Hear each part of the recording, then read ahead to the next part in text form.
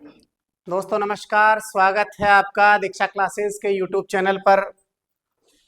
तो हमने पिछली क्लास में कंप्यूटर से रिलेटेड काफ़ी सारे क्वेश्चंस देखे थे। रेगुलर हम कंप्यूटर के एमसीक्यू मैराथन क्लासेस ले रहे हैं क्योंकि आगामी 14 दिसंबर को आपका आरएससीआईटी का एग्ज़ाम जो है 14 दिसंबर 2025 को प्रातः 10 बजे से 11 बजे के बीच में आपका एग्जाम निर्धारित किया गया है। सभी विद्यार्थी परीक्षा के समय से पूर्व परीक्षा केंद्र पर पधारें, साथ में अपना आधार कार्ड और प्रवेश पत्र लेकर पधारें क्योंकि आपकी एंट्री परीक्षा केंद्र में प्रवेश 9:30 बजे बिल्कुल एग्जैक्ट बंद हो जाएगा। इसलिए आप निर्धारित समय से पहले अपने परीक्षा केंद्र पर पहुंचे। ठीक है, अब देखिए कई सारे क्वेश्चन हमने देखे हैं, आज फिर से हम देख रहे हैं। ये सभी के लिए बहुत ही हेल्पफुल क्वेश्चन रहेंगे। तो देखिए आज का जो कंप्यूटर का एमसीक्यू का चैप्टर जो हम देख रहे हैं वो देखिए क्या है। पहला जो क्वेश्चन है आपका कुछ इस प्रकार है, निम्न में से कौन सी कंप्यूटर सिस्टम की सीमा है? निम्न में से कौन सी कंप्यूटर सिस्टम की सीमा है? अब देखिए सीमा बोले तो लिमिटेशंस। अब आपको कई बार बताया हुआ है कि कंप्यूटर में सोचने की क्षमता नहीं रहती है, अर्थात बुद्धि का अभाव रहता है। तो यहां देखिए कंप्यूटर स्पीड से काम करता है या नहीं करता है? करता है। शुद्धता के साथ भी काम करता है और परिश्रमशीलता भी रहता है, लेकिन इसमें बुद्धि का अभाव है। क्या नहीं होती है कंप्यूटर में? बुद्धि नहीं होती है। इसका मतलब आपकी परीक्षा में क्वेश्चन आ सकता है कि कंप्यूटर का आईक्यू लेवल कितना होता है? आईक्यू लेवल कंप्यूटर का 0 होता है। कितना होता है? 0।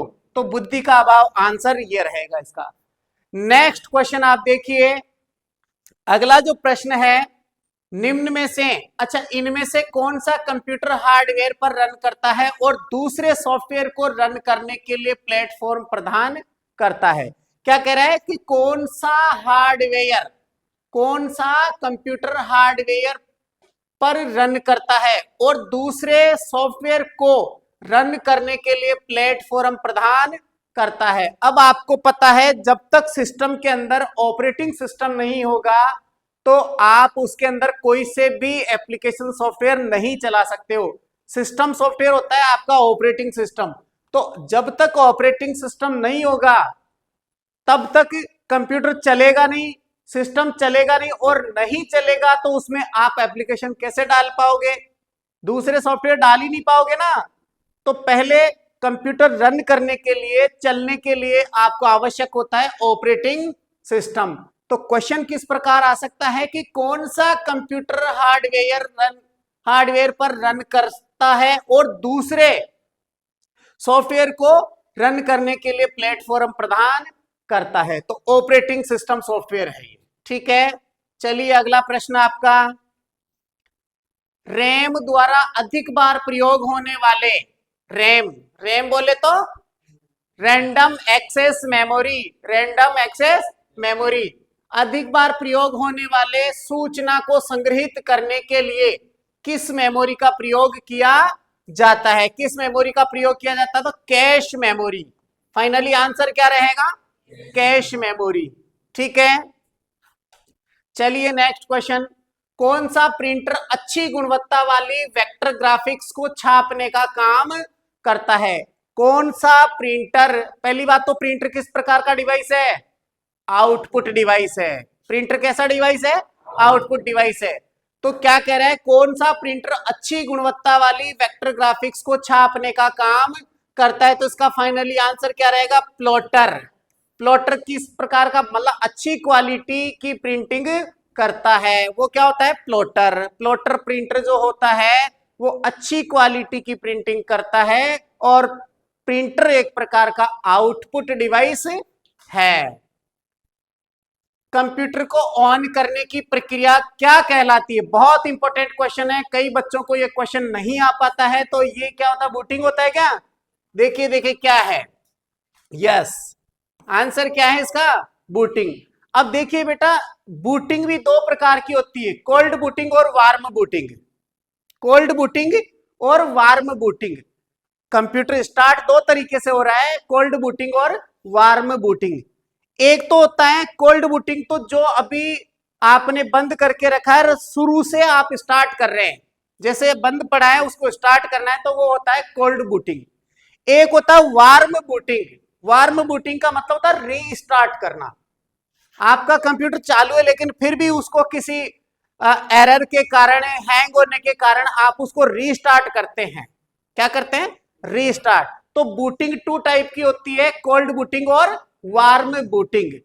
कोल्ड बूटिंग कब कि एकदम फ्रेश बंद कंप्यूटर को चालू करना कोल्ड बूटिंग कहलाता है, जबकि चल रहे कंप्यूटर को दोबारा से रीस्टार्ट करना एक प्रकार का वार्म बूटिंग कहलाएगा। आ जाएगा? तो यहां क्या था, कंप्यूटर को चालू करना क्या कहलाता है, बूटिंग। निम्न में से कौन सा आउटपुट डिवाइस का उदाहरण है? अब देखिए आउटपुट डिवाइस, स्कैनर तो आपका क्या है, इनपुट डिवाइस है। प्लॉटर क्या है आपका, आउटपुट है। कीबोर्ड इनपुट है, ग्राफिक्स टैबलेट ये क्या है, इनपुट है। तो इसका फाइनली आंसर क्या रहेगा, प्लॉटर एक प्रकार का आउटपुट डिवाइस है और प्लॉटर एक प्रकार का प्रिंटर है। ठीक है। निम्न में से कौन सी ऑनलाइन भुगतान की प्रणाली नहीं है? ऑनलाइन भुगतान की प्रणाली कौन सी नहीं है? देखिए कल भी हमने ये क्वेश्चन देखा था, कल आपके सामने आया था। क्रेडिट कार्ड से आप ऑनलाइन पेमेंट कर सकते हैं, डेबिट कार्ड से भी आप ऑनलाइन पेमेंट कर सकते हैं और नेट बैंकिंग के माध्यम से भी आप ऑनलाइन पेमेंट कर सकते हैं। जबकि कैश ऑन डिलीवरी होता है तो इसके अंदर साफ शब्दों में लिखा हुआ कैश दे रहा है, ये ऑनलाइन नहीं होगा, ये कैश देगा आपको पेमेंट। तो कैश ऑन डिलीवरी ये आपका ऑनलाइन पेमेंट का प्रकार नहीं है। निम्न से कौन सा वेब ब्राउजर का उदाहरण है? किसका? वेब ब्राउजर का उदाहरण है। तो देखिए गूगल क्रोम हो गया, सफारी हो गया, मोजिला फायरफॉक्स हो गया और उपरोक्त सभी। तो ये सारे के सारे ही क्या हैं, वेब ब्राउजर हैं। क्या है? वेब ब्राउजर है। इनके अलावा और भी ब्राउजर्स के नाम आपको देखने होंगे, गूगल क्रोम हो गया, सफारी हो गया, मोजिला फायरफॉक्स हो गया, इंटरनेट एक्सप्लोरर हो गया, यूसी ब्राउजर हो गया। ठीक है ना, ये सारे के सारे इसके ब्राउजर रहेंगे। आ जाएगा? ओपेरा मिनी भी होता है, एक ओपेरा मिनी भी ब्राउजर ही होता है। निम्न में से कौन सी सोशल नेटवर्किंग साइट नहीं है? सोशल नेटवर्किंग साइट कौन सी नहीं है? फेसबुक सोशल मीडिया है कि नहीं है? विकिपीडिया नहीं है। ट्विटर, एक्स, आजकल ट्विटर का नाम क्या हो गया, एक्स। ठीक है। और माई स्पेस, ये सारे हैं। केवल विकिपीडिया क्या नहीं है, सोशल नेटवर्किंग साइट नहीं है। सोशल नेटवर्किंग साइट क्या नहीं है, विकिपीडिया। प्रधानमंत्री जन धन योजना की शुरुआत कब हुई थी? अगस्त 2014 में। प्रधानमंत्री जन धन योजना की शुरुआत कब हुई थी? अगस्त 2014 में। प्लास्टिक का कार्ड जो ग्राहक को उधार खरीदने की सुविधा प्रदान करता है, बहुत अच्छा प्रश्न है। आप लोग यूज नहीं करते हो लेकिन आपके कईयों के पेरेंट्स हो सकता है यूज करते होंगे। देखिए ऐसा प्लास्टिक का कार्ड जो आपके अकाउंट में पैसा नहीं होने के बावजूद भी आप परचेजिंग कर सकते हैं, खरीदारी कर सकते हैं, तो वो होता है आपका क्रेडिट कार्ड। क्या होता है? Credit card. देखिए एक तो डेबिट कार्ड होता है। डेबिट कार्ड इस प्रकार की सुविधा है जिसको आप एटीएम कार्ड कहते हैं। क्या कहते हैं? एटीएम कार्ड को ही हम डेबिट कार्ड कहते हैं। तो एटीएम कार्ड तो वो होता है जो आपके अकाउंट में जितना पेमेंट होता है उसको निकाल करके उससे आप खरीदारी कर सकते हैं। जबकि आपका क्रेडिट कार्ड जो होता है वो आपके अकाउंट में पैसा नहीं होने के बाद भी आपको खरीदारी की परमिशन देता है, लेकिन उसमें लिमिट होती है। आपके क्रेडिट कार्ड की लिमिट दी हुई होती है कि आप 75,000 का जो है प्रोडक्ट खरीद सकते हैं, उससे नीचे का मतलब लिमिट होती है, उससे ज्यादा आप नहीं खरीद सकते हैं। और 1 महीने के अंदर टाइम पीरियड होता है, उसका वापस पे करना पड़ता है आपको। अगर आपने समय पर पे नहीं किया तो क्रेडिट कार्ड का जितना फायदा है उसके 10 गुना नुकसान है, क्योंकि उस पे जो है पेनल्टी काफी ज्यादा लगती है, काफी ज्यादा जो है पेनल्टी लग करके पैसा ज्यादा आपको चुकाना पड़ता है। इसलिए क्रेडिट कार्ड को यूज करने का भी आपको तरीका आना चाहिए, समय पर उसका वापस जो है पेमेंट करना जरूरी है। आज आपके पास पेमेंट नहीं है तो आप आपकी क्रेडिट कार्ड की हेल्प से आप खरीदारी कर सकते हैं, लेकिन समय रहते उसमें अपना पेमेंट वापस डाल दीजिए, तो आपका कोई जो है क्या कहते हैं पेनल्टी वगैरह नहीं लगेगी। ठीक है, चलिए क्या था इसका, क्रेडिट कार्ड, प्लास्टिक का कार्ड जो ग्राहक को उधार खरीदने की सुविधा प्रदान करता है, तो वो होता है क्रेडिट कार्ड। पीओएस का पूरा नाम, कल शायद ये क्वेश्चन रिपीट हुआ था, point of sale machine. Point of sale machine, point of sale कहां है, ये रहा, ये रहा पॉइंट ऑफ सेल। ठीक है, पोस मशीन। ई लर्निंग में पाठ्य सामग्री उपलब्ध होती है, ई लर्निंग, इलेक्ट्रॉनिक लर्निंग।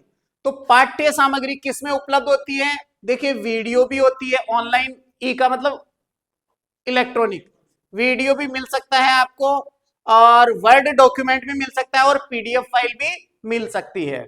जैसे हम अभी ई लर्निंग के हिसाब से मोबाइल पे वीडियो अपन बना रहे हैं, तो ये आपको इलेक्ट्रॉनिकली मिल जाएगा, आप मोबाइल में पीडीएफ खोलोगे तो भी मिल जाएगा, और आप मोबाइल में वर्ड का डॉक्यूमेंट खोलोगे तो भी मिल जाएगा। इसका मतलब उपरोक्त सभी, ये सभी किसके हैं, ई लर्निंग के उदाहरण हैं। ई लर्निंग यहां तीनों चारों तरीके से हम कर सकते हैं। चलिए नेक्स्ट, नेक्स्ट क्वेश्चन आपका, कुछ खरीदने और बेचने के काम में आने वाली वेबसाइट किस कैटेगरी में आती है। देखिए आपको कुछ खरीदना है या बेचना है, आप कहीं बाहर मार्केट में शॉप लगाते हैं तो जैसे जितने भी दुकानदार हैं उनको क्या बोलते हैं, व्यापारी, व्यापारी बोलते हैं। और व्यापारी को, व्यापारिक जो होता है उसको हम बोलते हैं कमर्शियल। क्या बोलते हैं, क्योंकि जो व्यापारी लोग होते हैं वो आपने देखा होगा 11 सब्जेक्ट के अंदर भी बड़ियों के बच्चे क्या लेते हैं, कॉमर्स सब्जेक्ट लेना ज्यादा पसंद करते हैं, क्योंकि इन फ्यूचर उनको क्या करना होता है, बिजनेस करना होता है। ठीक है ना, तो क्या है, कुछ खरीदने और बेचने के काम में आने वाली वेबसाइट किस कैटेगरी में आती है, तो ई कॉमर्स वेबसाइट, ये रहा इलेक्ट्रॉनिक कॉमर्स वेबसाइट। ठीक है ना, कमर्शियल साइट्स होती है ये। BSBY योजना के तहत सामान्य बीमारी होने पर दी जाने वाली बीमा राशि कितनी है।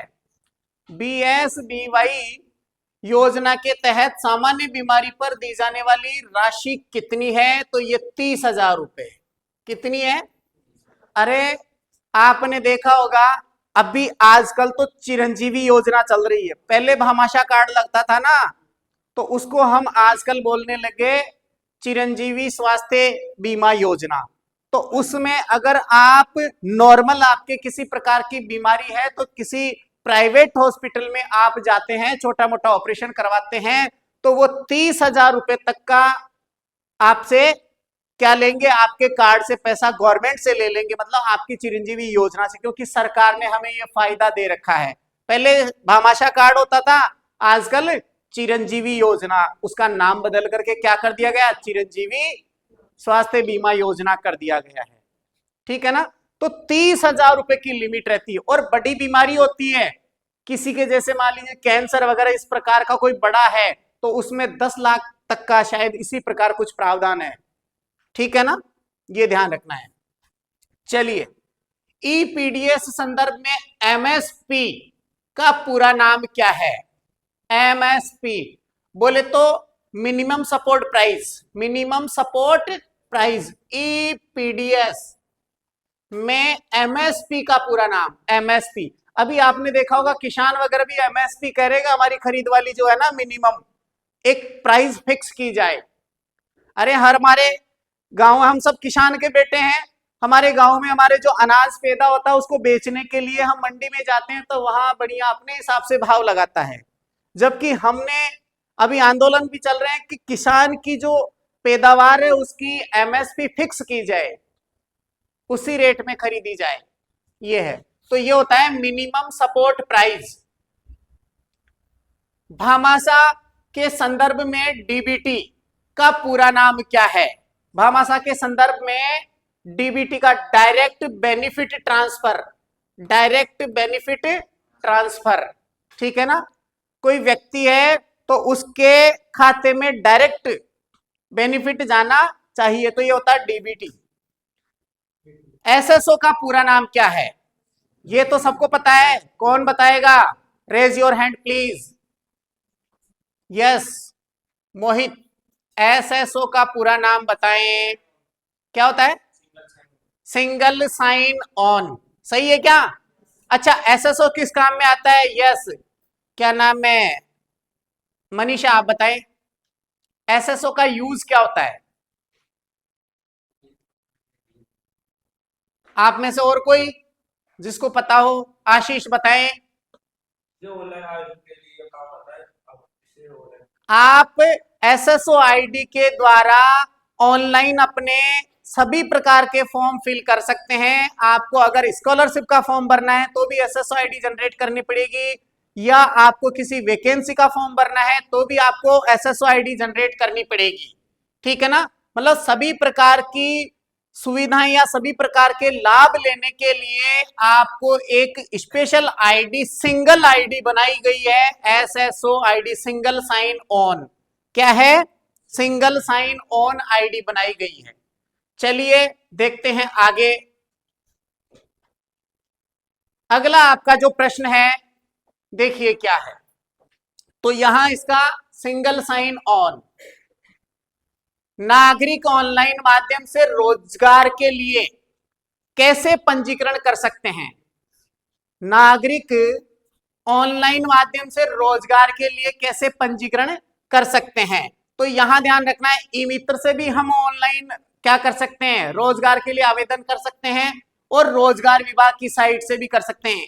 तो दोनों ए और बी दोनों, ठीक है, ए और बी दोनों माध्यम से। कल भी शायद ये क्वेश्चन आया था, ठीक है। चलिए नेक्स्ट क्वेश्चन, ये क्वेश्चन भी फिर से रिपीट हो रहा है। पीएनआर का पूरा नाम है, पीएनआर का पूरा नाम क्या है? इसकी फुल फॉर्म क्या है? कोई बताएगा? हाँ यस, आप बताएं क्या नाम है? काजू, पैसेंजर नेम रिकॉर्ड। देख के बताया आपने तो, आंखें तो इधर ही थी बोर्ड की तरफ, बढ़िया, देख के तो बताया क्या? ठीक है, कोई बात नहीं। चलिए आगे देखते हैं। अच्छा क्या है? पैसेंजर नेम रिकॉर्ड, यही है क्या? चलिए नेक्स्ट क्वेश्चन। राष्ट्रीय मतदाता सेवा पोर्टल की शुरुआत किस अवसर पर हुई? राष्ट्रीय मतदाता सेवा पोर्टल की शुरुआत किस अवसर पर हुई? तो ये इसका रहेगा राष्ट्रीय मतदाता दिवस को। कब हुई? राष्ट्रीय मतदाता दिवस को। फिर आगे देखिए, निम्न में से कौन सा एक ओपन सोर्स ऑपरेटिंग सिस्टम है? निम्न में से कौन सा एक ओपन सोर्स ऑपरेटिंग सिस्टम है? तो एंड्रॉइड। क्या है? एंड्रॉइड। चलिए अगला प्रश्न, जीपीएस का पूरा नाम, ये तो आपको बताना पड़ेगा भाई। जीपीएस का कौन बताएगा? आरती, जीपीएस का पूरा नाम बताओ बेटा। क्या? Global positioning system, global positioning system. Thank you, very good.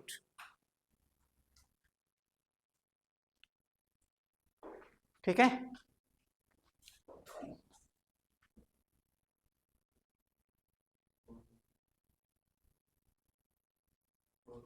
ठीक है। चलिए ग्लोबल पोजिशनिंग सिस्टम, ये रहा इसका आंसर। नेक्स्ट क्वेश्चन आपका, निम्न में से कौन सा ऐप स्टोर का उदाहरण है? निम्न में से कौन सा ऐप स्टोर का उदाहरण है? तो कौन सा है रे?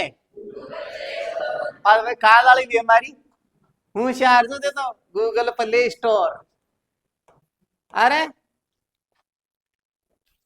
प्ले स्टोर तो थे, देखो तो कहीं का कहीं डाउनलोड कर लियो। चलो देखते हैं आगे।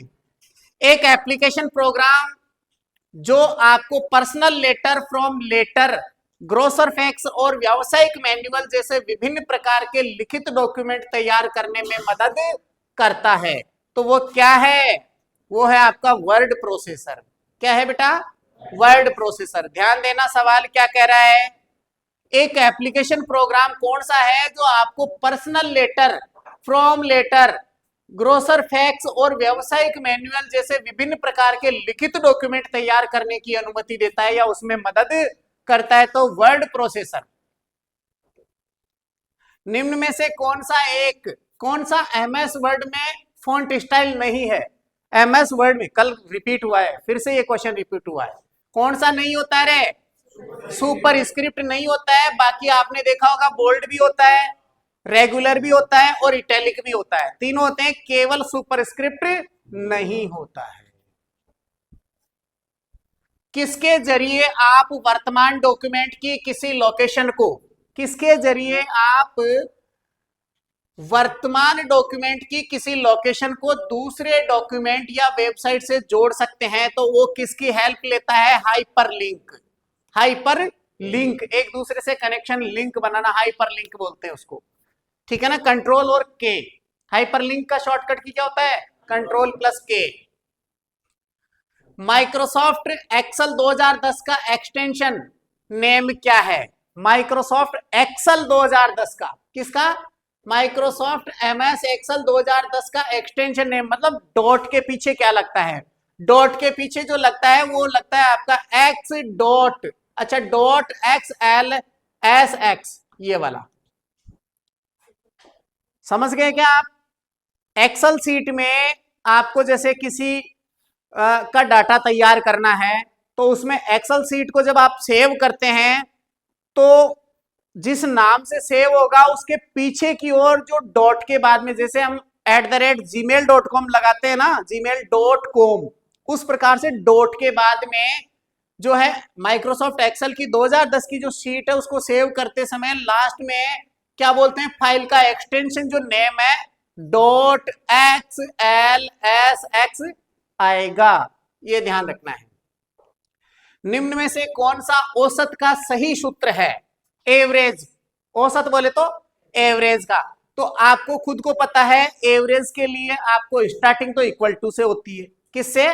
इक्वल टू से। तो ये रहा बराबर एवरेज, ये क्या है? A1 से A10, A1 से, ये सेल का नंबर है आपका।